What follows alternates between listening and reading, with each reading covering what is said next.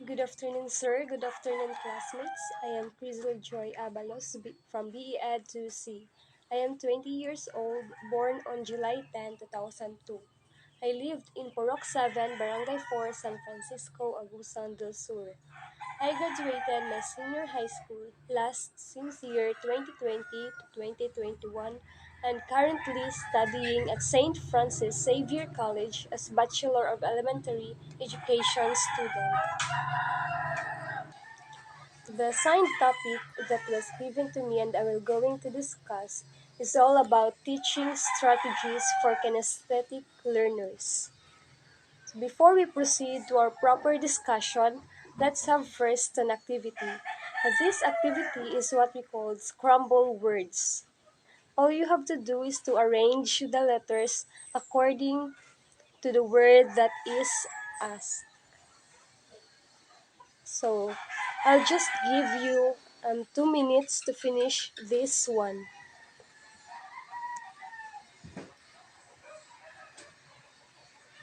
Okay, I guess you are all done. So in this topic, this will be the learning objectives. So at the end of the lesson, you will be able to know the importance of the strategies in kinesthetic learning.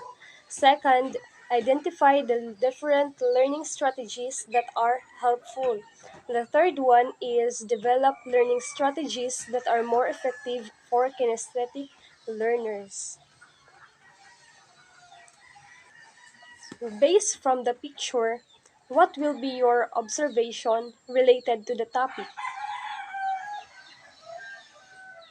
Okay, very good. So this student or the girl you see in the picture is a kinesthetic learner. Why can you say that this girl is a kinesthetic learner?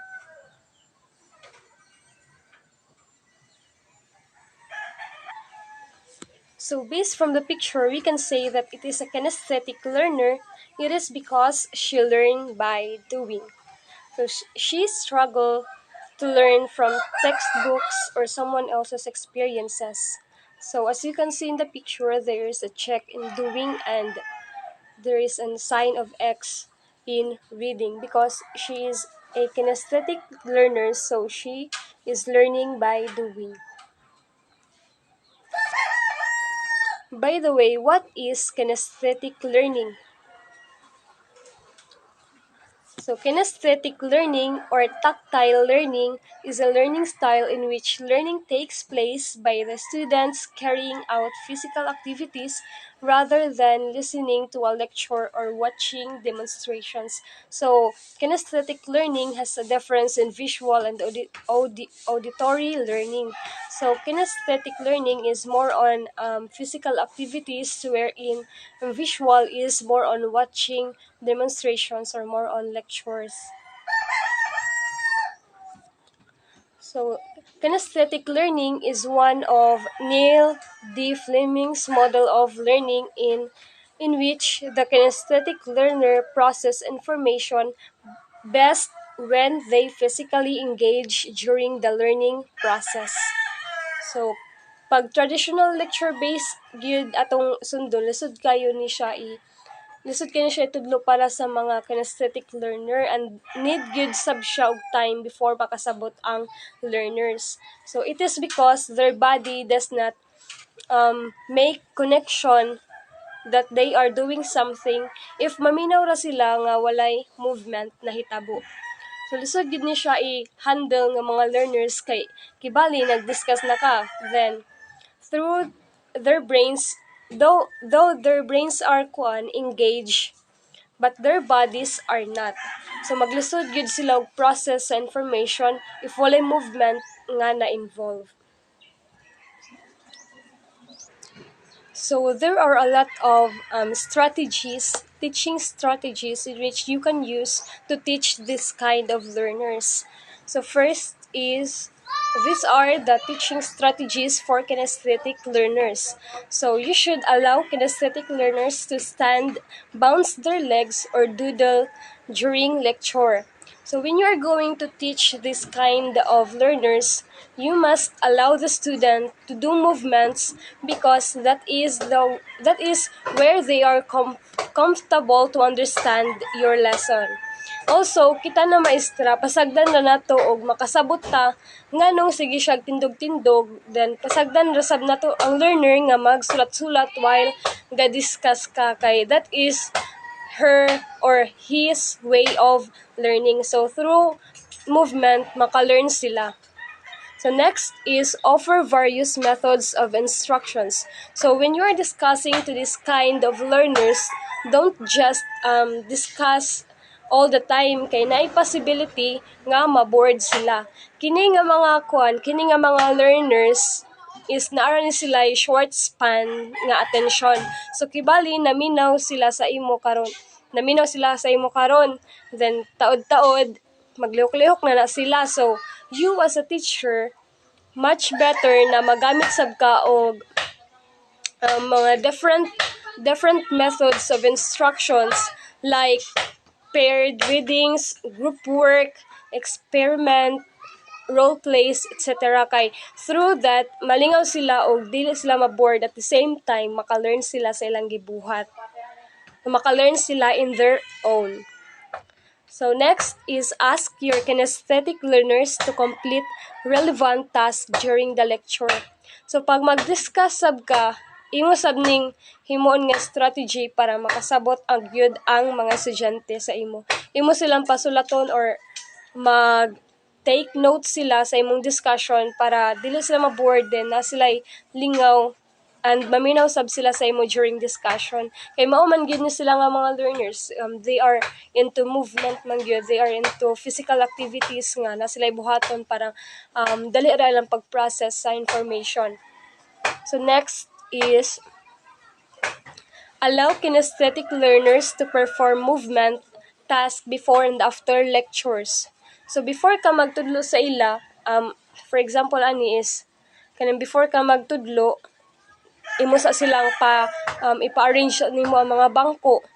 Then pag during na sa discussion magpa-oral ka, which is pasulaton nimo sila sa chalkboard. So magtindog sila o so mukha na pud sila kining nalapod sila movement nga nitindog sila sa tubangan, then nagsulat sila sa chalkboard.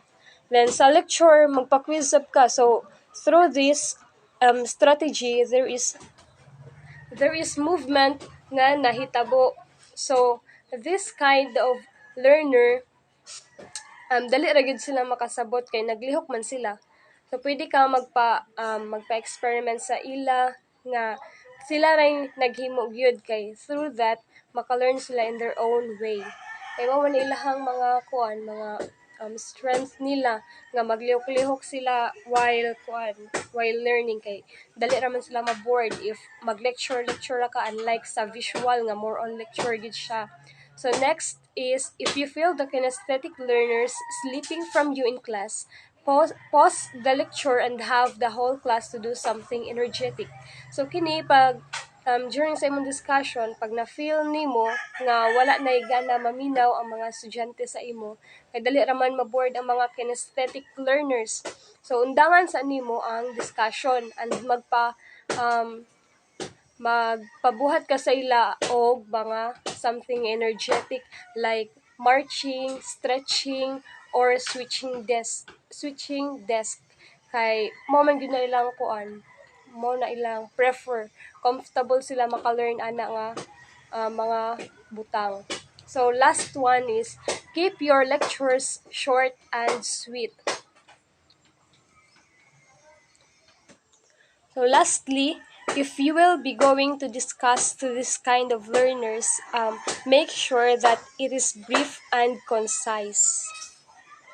Make sure that it is short and sweet or brief and concise.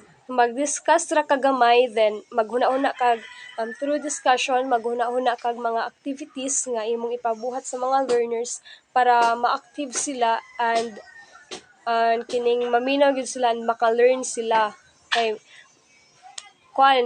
kining more on kining kining kinesthetic learners more on physical activities.